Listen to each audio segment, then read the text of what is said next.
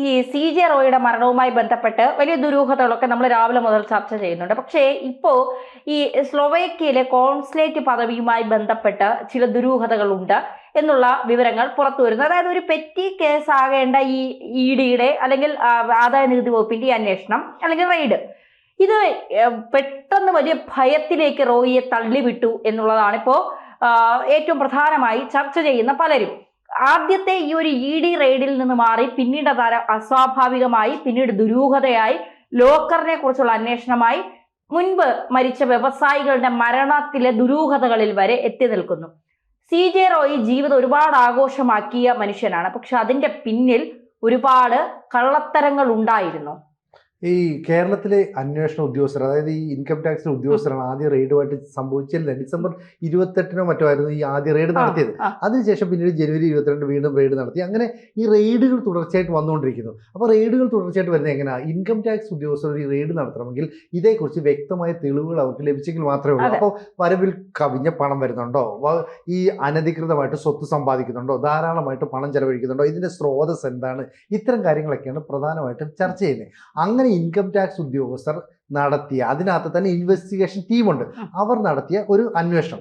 ഈ അന്വേഷണത്തിന്റെ ഭാഗമായിട്ട് കുറേ അധികം വിവരങ്ങൾ ലഭിക്കുന്നു.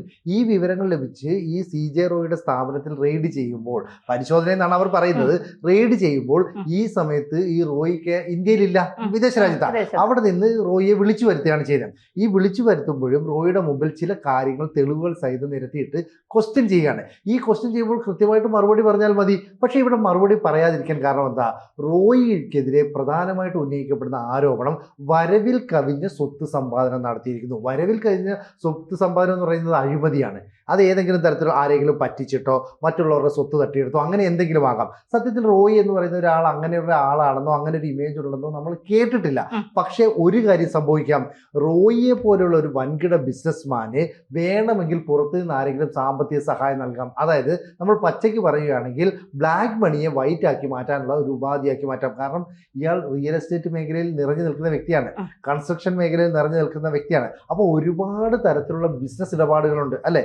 സിമെന്റ് മേടിക്കാം, കല്ല് മേടിക്കാം, അല്ലെങ്കിൽ ഇതുമായി ബന്ധപ്പെട്ട ഒരുപാട് കാര്യങ്ങൾ വാങ്ങാം. ഇതിനൊക്കെ വൻതോതിൽ പണം ഒഴുക്കേണ്ടി വരും. അപ്പോൾ ഒളിപ്പിച്ച് വെച്ചിരിക്കുന്ന പണങ്ങളൊക്കെ തന്നെ, അല്ലെങ്കിൽ ധനം ഒക്കെ ഒന്ന് വെളുപ്പിച്ചെടുക്കാനുള്ള ഒരു സ്രോതസ്സാണ്. ഒരു പക്ഷേ ഭീഷണിപ്പെടുത്തിയോ അതല്ലെങ്കിൽ അല്ലാതെ ഏതെങ്കിലും സ്വാധീനം ഉപയോഗിച്ചോ ഈ പണം ചെലവഴിച്ചിട്ടുണ്ടോ എന്നുള്ള കാര്യത്തിൽ നമുക്ക് ഇപ്പോഴും ഒരു വ്യക്തതയില്ല. കാരണം സാധാരണഗതിയിൽ ED അന്വേഷിക്കുമ്പോൾ അല്ലെങ്കിൽ ഈ പറഞ്ഞ ഇൻകം ടാക്സ് അന്വേഷിക്കുമ്പോൾ കുറ്റം ചെയ്തിട്ടുണ്ടെങ്കിൽ അതിൻ്റെ തെളിവുകൾ നിരത്തി ഇന്നതാണ് കുറ്റം എന്ന് പറയുന്നു. ആ കുറ്റത്തിൽ നിന്ന് രക്ഷപ്പെടാൻ വേണ്ടി ഇത്ര കാലയളവിനുള്ളിൽ നിങ്ങൾ ഇത്ര പിഴ അടയ്ക്കണം, പെനാൽറ്റി ആയിട്ട് പണം അടയ്ക്കണം. ആ പണം നേടാനുള്ള സാമ്പത്തിക സ്ഥിതിയൊക്കെ റോയിക്കുണ്ട്. റോയി സാമ്പത്തികമായിട്ട് പൂർണ്ണമായിട്ടും തകർന്നിട്ടൊന്നുമില്ല. ചിലപ്പോൾ ചില ബിസിനസ് പരമായിട്ടുള്ള ചില വീഴ്ചകൾ ഉണ്ടായേക്കാം. പക്ഷേ നമുക്ക് പല സംശയങ്ങളുണ്ട്. ദുബായിൽ നവംബറിൽ ഒരു വലിയ പാർട്ടി നടത്തി. എന്തിനാണ് ആ പാർട്ടി നടത്തുന്നത്? ശരിക്കും പറഞ്ഞാൽ ഇയാളുടെ ബിസിനസ് ദുബായിലേക്ക് വ്യാപിപ്പിക്കാൻ ശ്രമിക്കുന്നു.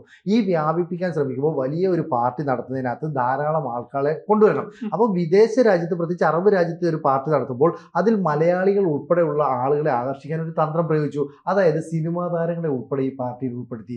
ഈ സിനിമാ താരങ്ങളുമായിട്ട് എത്രയോ കാലമായിട്ട് ഈ റോയിക്ക് ബന്ധമുണ്ട്. കാരണം ഇയാൾ ഒരു സിനിമാ നിർമ്മാതാവ് കൂടിയാണ്. മോഹൻലാൽ അഭിനയിച്ച 2 or 3 സിനിമകൾ നിർമ്മിച്ചിട്ടുണ്ട് എന്ന് പറയുമ്പോൾ എത്രത്തോളം വലിയ അടുപ്പമുണ്ടെന്ന് ആലോചിച്ച് നോക്ക്. ടൊവിനോ തോമസിന്റെ ഒരു പടം നിർമ്മിച്ചിട്ടുണ്ട്, റഹ്മാന്റെ ഒരു പടം നിർമ്മിച്ചിട്ടുണ്ട്. അങ്ങനെ സിനിമാ മേഖലയുമായിട്ടും വലിയ അടുപ്പമുണ്ട്. പക്ഷേ നിർഭാഗ്യവശാലാണോ എന്ന് നമുക്കറിയില്ല, ഇദ്ദേഹം നിർമ്മിച്ച ഒരു പടം പോലും സാമ്പത്തികപരമായിട്ട് വിജയിച്ചിട്ടില്ല. എന്ന് പറഞ്ഞാൽ വലിയ തോതിൽ കൈപൊള്ളിയെന്ന് നമുക്ക് പറയാം. പക്ഷെ കൈപൊള്ളിയിട്ടും തന്റെ ബിസിനസ്സിൽ യാതൊരു ഇടിവും സംഭവിക്കുന്നില്ല. അതാണ് പറയുന്നത്, ഇത്രയൊക്കെ നഷ്ടമുണ്ടായിട്ടും പിന്നെയും റോയിലേക്കുള്ള പണത്തിന്റെ ഒഴുക്ക് നിലയ്ക്കുന്നില്ല. അവിടെയാണ് മുംബൈയിലെ ചില അധോലോക സംഘങ്ങളുമായി ബന്ധപ്പെട്ടുള്ള ചില കണക്ഷനെ കുറിച്ച് സൂചന വരുന്നത്. ഈ സൂചനകൾ മാത്രം പോരല്ലോ, പണം വരുന്ന ബാങ്ക് സ്രോതസ് വഴിയുള്ള അന്വേഷണം മാത്രമല്ലേ കൃത്യമായിട്ട് വരത്തുള്ളൂ. ഇപ്പൊ പണം ബൾക്കായിട്ട് ഒരാൾ കൊണ്ട് കൊടുക്കുകയോ ബൾക്കായിട്ട് വേറെത്തേക്ക് എത്തിക്കുകയോ ചെയ്യുകയാണെങ്കിൽ CJ റോയിയെ പെട്ടെന്ന് പിടികൂടാനൊന്നും പറ്റില്ല. മാത്രമല്ല കേരളത്തിലെ ഒട്ടുമിക്ക ചാനലുകളിലും റിയാലിറ്റി ഷോകൾ, പ്രധാനപ്പെട്ട മത്സര പരിപാടികളൊക്കെ പങ്കെടുക്കുമ്പോൾ ഒരു പ്രധാന സ്പോൺസർ ഈ കോൺഫിഡന്റ് ഗ്രൂപ്പാണ്. അപ്പോൾ ഇത്തരത്തിലുള്ള ഗ്രൂപ്പിൽ ഇത്രയും പണം എങ്ങനെ ചെലവഴിക്കാൻ പറ്റുന്നുണ്ട്? അപ്പോൾ സ്വാഭാവികമായിട്ട് നമുക്കറിയില്ല, ഈ വർത്തമാന പത്രങ്ങളടക്കം പരസ്യം നൽകുന്നത് എന്തിനു വേണ്ടിയിട്ടാണ്? അവരുടെ ഓഡിറ്റ് കണക്കിൽ ഇത്ര രൂപ പരസ്യത്തിനായിട്ട് ചെലവഴിച്ചു, ഇത്ര രൂപ ഇന്ന അനാഥാലയത്തിന് കൊടുത്തു, ഇത്ര രൂപ ഇന്ന ആവശ്യത്തിന് ഉപയോഗിച്ചു എന്ന രീതിയിൽ ഒരു ഓഡിറ്റ് ഉണ്ടാക്കുക എന്നുള്ളത് വൻകിട കമ്പനികളുടെ എല്ലാം പ്രധാന അജണ്ടയാണ്. അപ്പോൾ ഇതുപോലെ കോടികൾ ഇട്ട് അമ്മാനമാടുന്ന അറിയപ്പെടുന്ന റോയിയുടെ കമ്പനിക്കും അത്തരം അജണ്ടകൾ ഉണ്ടാവില്ല. അതുകൊണ്ടായിരിക്കും ഒരുപക്ഷെ ചാനലുകളിലൊക്കെ തന്നെ പ്രധാന സ്പോൺസറായി പോകുന്നത്. അതൊന്നും നമുക്കറിയില്ല. കാരണം ഈ മരണത്തിന് പിന്നിലുള്ള കാരണം എന്താണെന്ന് അറിയേണ്ടതുള്ളൂ. എന്തിനാണ് ഇങ്ങനെ ഒരു അന്വേഷണം നടത്തി? ഇപ്പോൾ ഡിസംബറിൽ ഒരു അന്വേഷണം, അതിൻ്റെ തുടർച്ചയായിട്ട് ജനുവരിയിൽ പിന്നെ 2-3 ദിവസത്തിന് മുമ്പ് വീണ്ടും അന്വേഷണം. ഇതൊക്കെ നടത്തുമ്പോൾ മാനസികമായി സംഘർഷം ഉണ്ടായോ? പക്ഷേ അന്വേഷണ ഉദ്യോഗസ്ഥർ എഴുതി മേടിച്ചിട്ടുണ്ട്, എനിക്ക് ഇതുമൂലം യാതൊരുവിധ സംഘർഷവുമില്ല, ഞാൻ ഇതുകൊണ്ട് ആത്മസംഘർഷമൊന്നും അനുഭവിക്കില്ല, ടെൻഷൻ ഇല്ല, ഇതൊക്കെ പറഞ്ഞു. കാരണം എന്താ, ഞാൻ തെറ്റ് ചെയ്തിട്ടില്ല, കുറ്റം ചെയ്തിട്ടില്ല എന്ന് കൃത്യമായിട്ട് അവരോട് പറയുന്നതിന് തുല്യമാണ്. അങ്ങനെ ഒരു അവസരത്തിൽ CJ റോയ് ആത്മഹത്യ ചെയ്തു എന്നുള്ളതാണല്ലോ ഈ ആശയക്കുഴപ്പത്തിനിടയാക്കുന്നത്. അപ്പോൾ അവിടെ ഒരു ദുരൂഹതയുണ്ട്. തീർച്ചയായിട്ടും. കാരണം എന്തെന്ന് പറഞ്ഞാൽ ഈ നേരത്തെ പറയുന്നത് പോലെ ഒരു പിന്നെ പെറ്റി അടച്ചാൽ അല്ലെങ്കിൽ ഈ ഒരു നഷ്ടം അല്ലെങ്കിൽ ഈ ഒരു ഫൈൻ അടച്ചാൽ തീരാവുന്ന ഒരു പ്രശ്നമേ ഇതിലുള്ള, ഇത് തല പോകുന്ന കേസൊന്നുമല്ല. അപ്പോ അതിലപ്പുറം, അതായത് ഈ നമ്മൾ പറയും ജയിലിടിഞ്ഞാലും പുറത്തു വരാൻ കഴിയാത്ത രീതിയിലുള്ള കുറ്റം ചെയ്തവർ എന്നൊരു നരേറ്റീവ് നമ്മൾ ഉണ്ടാക്കിയെടുക്കില്ല. ആ ലെവലിലേക്ക് റോയി പോയോ എന്നുള്ളതാണ് നമ്മൾ ശ്രദ്ധിക്കേണ്ടത്, അതായത് സംശയിക്കേണ്ടത്. അതായത് ഈ കൃത്യമായ തെളിവുകൾ, ഈ പണ്ട് പറയും ഈ ആദായ നികുതി വകുപ്പിനൊക്കെ ചില ഊമക്കത്തുകൾ വരും, ഇന്ന ആളിന്റെ പിന്നെ എന്താ പറയുക, നമ്മുടെ ഈ സാമ്പത്തികത്തെ കുറിച്ച് നിങ്ങൾ അന്വേഷിക്കണമെന്നൊക്കെ പറഞ്ഞ് ചില കത്തുകളൊക്കെ വരുമെന്ന് പറയും. അപ്പൊ പെട്ടെന്ന് ഇഡിക്ക് CJ റോയിയുടെ സാമ്പത്തിക ഇടപാടുകളെ കുറിച്ച് സംശയം തോന്നാനുള്ള കാരണം എന്താണ്? അന്വേഷിച്ചു വന്നപ്പോൾ ED അല്ലെങ്കിൽ ആദായ നികുതി വകുപ്പ് അന്വേഷിച്ച കാര്യങ്ങൾ കൃത്യമായി പിന്നെ ഒരു കൃത്യമായ വഴിയിലൂടെ അല്ല CJ റോയിയുടെ നടപ്പ് എന്ന് മനസ്സിലാക്കിയിട്ടായിരിക്കുമല്ലോ ഡിസംബർ 21-ാം തീയതി എന്നുള്ളത് പിന്നീടും ജനുവരിയിലും വീണ്ടും ഈ പിന്നെ റെയ്ഡ് നടത്തിയത്. മാത്രമല്ല ഈ പിന്നെ ബിനാമി ഇടപാടുകൾ നടക്കുമ്പോൾ കൃത്യമായ രേഖകൾ ഉണ്ടാകില്ല. പക്ഷെ ഈ പണം കൊടുക്കുന്ന ആൾക്കും പണം വാങ്ങുന്ന ആളും തമ്മിൽ പിന്നെ ഒന്നുകിൽ ഡിജിറ്റൽ പരമായ എന്തെങ്കിലും ഒരു കാര്യങ്ങൾ സൂക്ഷിക്കുന്നുണ്ടാകും, അല്ലെങ്കിൽ മറ്റേതെങ്കിലും തരത്തിലുള്ള ഈ എന്തായാലും ഒരു ഇപ്പോൾ നമ്മൾ ഒരു വസ്തു വാങ്ങുമ്പോൾ വസ്തു വാങ്ങുന്ന ആൾക്കും കൊടുക്കുന്ന ആൾക്കും അതൊരു ഇതുണ്ടാവുമല്ലോ. അതുപോലെ ഇവർ തമ്മിലുള്ള ഇടപാടുകൾക്കൊരു രഹസ്യ സ്വഭാവം ഉണ്ടാവും. അതിന്റെ രേഖകൾ എന്തായാലും കൃത്യമായി സൂക്ഷിക്കുക. അതിപ്പോ പേപ്പറിൽ എഴുതിയെന്നോ അല്ലെങ്കിൽ ബുക്കിൽ എഴുതി വെച്ചെന്നോ ആയിരിക്കില്ല, ചിലപ്പോൾ ഡിജിറ്റൽ രേഖകളായിരിക്കാം. ഇതൊക്കെ ചിലപ്പോൾ ഈ ലോക്കറിൽ സൂക്ഷിച്ചിട്ടുണ്ടാകാം. മാത്രമല്ല ഈ ദുബായിൽ വെച്ച് പരിപാടി നടത്തുമ്പോഴുള്ള ഗുണം എന്ന് പറയുന്നത്, ഇന്ത്യ നിരോധിച്ച പലർക്കും ദുബായിലെത്താം. ഇന്ത്യയിൽ വരാൻ കഴിയാത്ത പല പിന്നെ എന്താ പറയുക അധോലോക നായകന്മാർക്കും ദുബായിലെത്താം.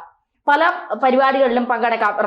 പിന്നെ CJ റോയിയെ സംബന്ധിച്ച് CJ റോയി ഇന്ത്യയിൽ ഒരു പാർട്ടി വെച്ചാലേ ഈ അധോലോക നായകന്മാർക്ക് ഇവിടെ വരാൻ പ്രശ്നങ്ങളുള്ളൂ. എന്തിനാണ് അങ്ങനെ ഒരു കൊടും ക്രിമിനൽ അല്ലെങ്കിൽ ഒരു രാജ്യദ്രോഹി ഈ പിന്നെ CJ റോയിയുടെ പരിപാടിയിൽ പങ്കെടുത്തു എന്നുള്ള ഒരു ചോദ്യം വരും. ദുബായിലാകുമ്പോൾ ആ പ്രശ്നങ്ങളില്ല. അവിടെ ആർക്ക് വേണമെങ്കിലും എപ്പോ വേണമെങ്കിലും പങ്കെടുക്കാം, എന്ത് വേണമെങ്കിലും ചെയ്യാം. അപ്പൊ അതുകൊണ്ട് ഈ പരിപാടിയിൽ പങ്കെടുത്തവരെ കുറിച്ച് ഈ പല ബിസിനസ്സുകാരുടെയും പുറകിലേക്ക് അന്വേഷിക്കുമ്പോൾ എല്ലാവരുടെയും ഇതിൽ ഒരു ദാവൂദിന്റെ ഒരു കൈപ്പാടുകൾ എവിടെയൊക്കെ പതിഞ്ഞിട്ടുണ്ട് എന്നുള്ളത് ഈ ഈസ്റ്റ് വെസ്റ്റ് എയർലൈൻസിന്റെ കാര്യമൊക്കെ നമ്മൾ അന്വേഷിക്കുമ്പോൾ നമുക്കതിൽ മനസ്സിലാവും. അങ്ങനെ ഏതെങ്കിലും ചതിക്കുഴിയിൽ ഇയാൾ പെട്ടുപോയോ, തിരിച്ചു കയറാൻ പറ്റാത്ത രീതിയിൽ. പിന്നെ മറ്റൊരു ചോദ്യം എന്നുള്ളത്, ഈ സിനിജി നേരത്തെ പറഞ്ഞതുപോലെ ഒരാൾ സ്വയം ആത്മഹത്യ ചെയ്യണമെന്ന് തോന്നിയാൽ ഒരുപക്ഷെ തലയിൽ റിവോൾവർ വെച്ചിട്ടായിരിക്കും അയാൾ നെഞ്ചില് റിവോൾവർ വെച്ച് മരിക്കും എന്നൊക്കെ പറയുന്നത് നമ്മളെ സംബന്ധിച്ചിടത്തോളം അസാധാരണ സംഭവമാണ്. ഒരുപക്ഷെ തെറ്റിദ്ധരിപ്പിക്കാൻ ചെയ്തതായിരിക്കാം, എന്നെ ആരെങ്കിലും ഇല്ലാതാക്കിയെന്ന് പുറം ലോകത്തെ വരുത്തി തീർക്കാൻ തെറ്റിദ്ധരിപ്പിക്കാൻ അല്ലെങ്കിൽ ED ഉദ്യോഗസ്ഥരെ ഭയപ്പെടുത്താൻ വേണ്ടി ചെയ്തതായിരിക്കാം. ഒരുപക്ഷെ അത് മരണം സംഭവിച്ചു പോയതായിരിക്കാം. അപ്പൊ എന്തായാലും CJ റോയിയുടെ യാത്രകൾ ശരിയായ റൂട്ടിലൂടെ അല്ലായിരുന്നു, ചില വളഞ്ഞ വഴികൾ ഉണ്ടായിരുന്നു എന്നുള്ളത് തന്നെയാണ് പുറത്തു വരുന്നത്. ഫുൾ ദുരൂഹത. നമ്മൾ കണ്ട CJ റോയി അല്ല, അതിനപ്പുറം എന്തൊക്കെയോ ദുരൂഹതകൾ നിറഞ്ഞ ഒരു ജീവിതവും ഇടപാടുകളും ഒക്കെയായിരുന്നു CJ റോയ്ക്കുള്ളത്. കുടുംബം എന്തായാലും അത് പറയാൻ സാധ്യതയില്ല. ED ഉദ്യോഗസ്ഥർ അത് പൊതുസമൂഹത്തിന് മുന്നിൽ പറയുമോ എന്നുള്ള കാര്യവും അറിയില്ല. അതോ മറ്റ് ബിസിനസ്സുകാരുടെ മരണം പോലെ CJ റോയിയുടെ മരണവും ഒരു ദുരൂഹത എന്നുള്ള ടാഗ് ലൈനിൽ നിൽക്കുമോ?